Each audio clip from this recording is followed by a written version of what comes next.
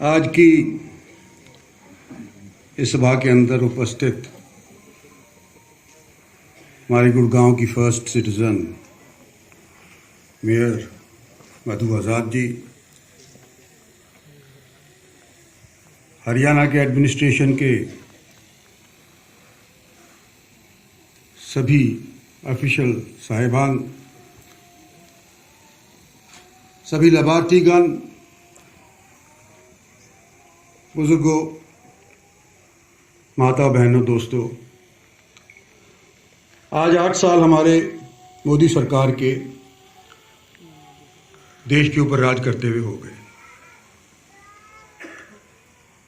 एक समय था जब सरकारें बनती थीं गठजोड़ के साथ बनती थी, और कभी एक पार्टी गठजोड़ वाली सरकार की नीति को एक तरफ धकेलना चाहती थी और दूसरी पार्टी दूसरी तरफ धकेलना चाहती थी, और ये दौर हमारा 20 साल चला। और देश की जो उन्नति होनी चाहिए थी,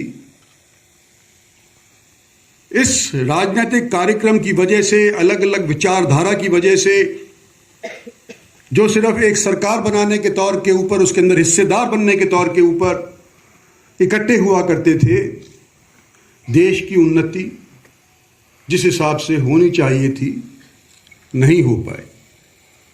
और मुझे राजनीति के अंदर 40-45 बरस हो गए हैं। वो दौर भी देखा था मैंने जब पहली बार एक के बाद दूसरी सरकारें बनी, यानी कि एक 5 वर्षीय योजना मेजॉरिटी की सरकार आई, और दूसरी बार भी मेजॉरिटी की सरकार उसी पार्टी की बन गई। वो कांग्रेस पार्टी के टाइम के ऊपर 1-2 बार ऐसा हुआ था। तो राजीव गांधी जी की हत्या हो गई थी, खासतौर पर उस टाइम का मैं जिक्र करना चाहता हूँ। इंदिरा गांधी की हत्या हो गई थी, तो उस टाइम का मैं जिक्र करना चाहता हूँ। लेकिन फिर भी उस टाइम के बावजूद जिस तरह से आज के दिन देश की रफ्तार अग्रसर हुई है, उस टाइम नहीं कर पाए। और कभी भी ऐसा मेरे राजनीतिक जीवन में, और शायद आपके जहन के अंदर, आपकी जिंदगी के अंदर, कभी भी आप लोगों ने ऐसा महसूस नहीं किया होगा कि एक बार आप लोग सरकार बनाएं और उसी पार्टी की सरकार दोबारा भी बनाएं। लेकिन पहली बार जो मेजॉरिटी आई थी, उससे अव्वल मेजॉरिटी दे करके एक सरकार बनाए। ये शायद हरियाणा तो क्या देश के इतिहास में पहली बार हुआ है। कहां तो पहली बार देश की जनता ने 282 या 83 सीट देकर के लोकसभा के अंदर पहली बार नरेंद्र भाई मोदी की सरकार बनाई, और जब दूसरी बार बनाई गई तो उसको लांग करके 303 सीट देश की जनता ने हमारी भारतीय जनता पार्टी से दी। ये दूसरी बार का 3 साल पूरा हुआ है आज के दिन, और 2 साल इनमें से, हो सकता है 2.5 साल इनमें से, कोविड ने हमारे से छीन ली। कितने यहां पर साथी बैठे होंगे, चाहे बड़े से बड़े ओहदे वाले हों, चाहे बड़े से बड़ा धनवान हो, चाहे गरीब से गरीब महिला हो, किसी ना किसी के सगे संबंधी, दोस्त, साथी, जानकार कोविड के शिकार हो गए। और गुड़गांव क्योंकि एक इंडस्ट्रियल हब भी हो गया है, हरियाणा के राजस्व का एक हेल्थ सेंटर भी हो गया है। अनेक लोग, न केवल हरियाणा के बल्कि बाहर के भी लोग हमारे यहां पे इलाज के लिए आए। और क्योंकि मैं यहां का नुमाइंदा हूं, और क्योंकि अस्पतालों के अंदर दाखिले के लिए दिक्कत थी, बेड्स की किल्लत थी, एडमिनिस्ट्रेशन के अलावा मेरे पे भी थोड़ा बहुत दबाव आता था कि भाई किसी तरह से हमारे को बिस्तर मेदांता में दिलवा दो, पारस में दिलवा दो, फोर्टिस में दिलवा दो। और इन 2 साल के दौरान जिन लोगों को मैंने दिलवाए भी बिस्तर, कई भगवान को प्यारे हो गए। और ऐसे भी मैंने मिसाल देखे हैं कि बाप तो जो बीमार था वो तो यूं कहता है कि मैं अस्पताल नहीं जाऊंगा, और बेटा मेरे से यूं कहता है कि मेरे बाप को दाखिला करवा, और बाप यूं कहता था अगर मैं वेदांता में दाखिल हो गया तो 20, 30, 40 लाख रुपए खर्च हो जाएंगे और मेरी जमीन बिक जाएगी, मेरी घर बिक जाएगी, आगे वाले आने वाली नस्ल में इससे क्या उम्मीद रख करके जाएगी कि मैंने उनको डेट के अंदर धकेल करके अपनी जिंदगी गंवा दी। तो इस तरह का दौर हमने 2 साल 3 साल हमारे यहां पे देखा। लेकिन मुझे इस बात का फक्र है कि इस 2 साल के भीतर भी, 2-2.5 साल के भीतर भी देश के अंदर कोई भी किसी भी जगह के ऊपर कोई भूखा नहीं गया। फ्री फूड ग्रेन भारत सरकार की तरफ से सबको मुहैया कराई गई,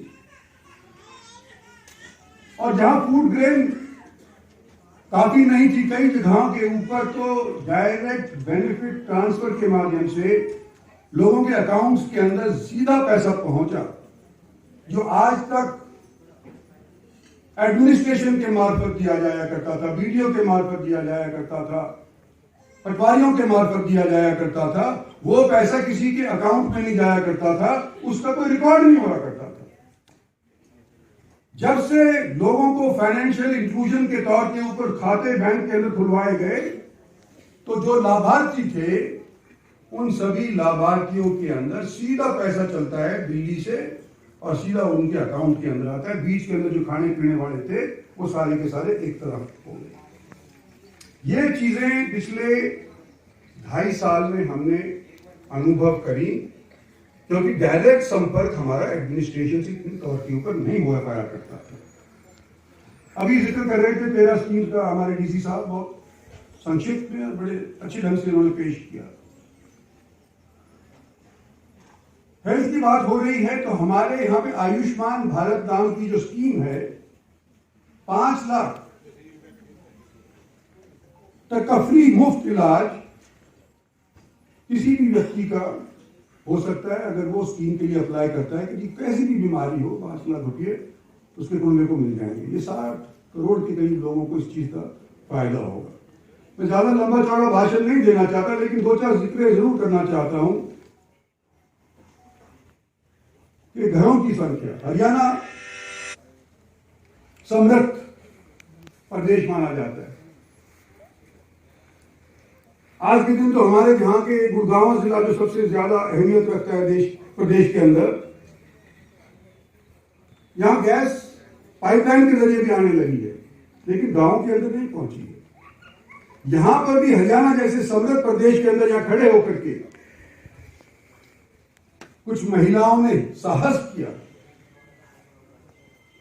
प्रधानमंत्री का धन्यवाद किया कि हमने इस तौर के ऊपर लाभ भारत सरकार की इन स्कीमों से पाया। मैं उनको दाद देता हूं कि उन्होंने यहां पर आने का साहस किया। मुझे मालूम है कि जो भी इस अंधेरे जैसे के अंदर सब इतनी ज्यादा पब्लिक के सामने कोई पहली बार खड़ा होता है तो आसान काम नहीं है। और मुझे खुद याद है जब मैं पहली बार इलेक्शन लड़ने जा रहा था तो स्टेज के ऊपर चढ़ा था तो मेरे पैर थपथर कांपे थे।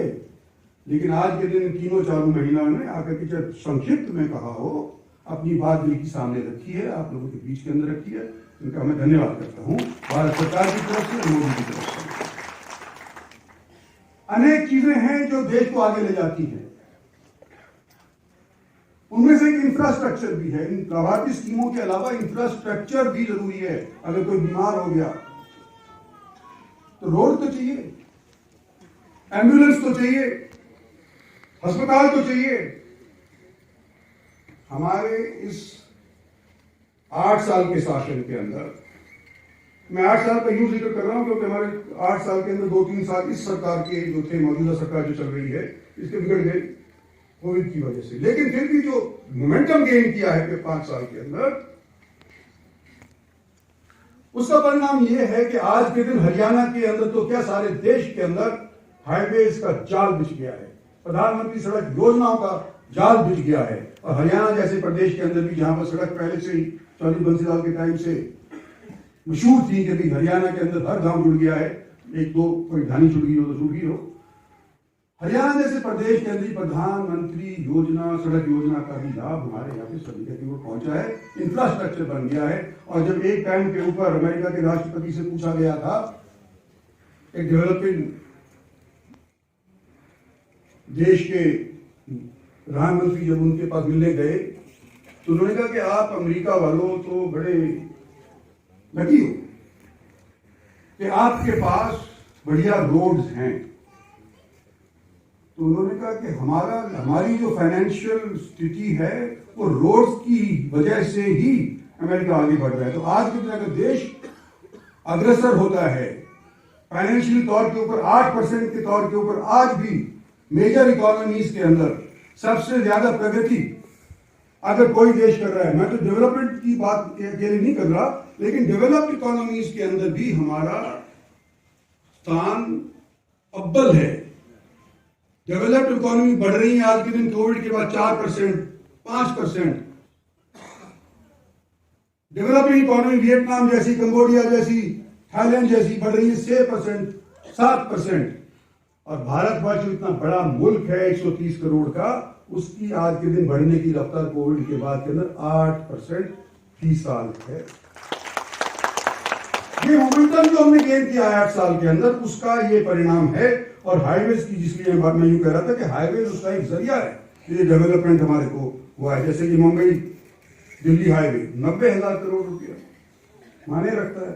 द्वारका एक्सप्रेस वे 7,000 करोड़ रुपया। गुड़गांव के अंदर जितने भी ये चौक बने, बड़ी जैम रहा करता था, मैं देखा करता था, जब आया करता था, मुश्किल हुआ करती थी। मैं तो पहले भी एमपी था। इंफ्रास्ट्रक्चर सारी हमारी सरकार ने दिया, मोदी सरकार ने दिया है, हमारे गडकरी साहब की मिनिस्ट्री ने दिया है। तो ये मोटी मोटी चीजें हैं जो मैं कहना चाहता हूँ। और मैंने समाप्त करने के पहले, प्रधानमंत्री आने का टाइम सा हो गया है, मैं एक चीज कहना चाहता हूं। हमारे देश के अंदर सब किस्म के लोग हैं, सब किस्म के लोगों को बसने का अधिकार है।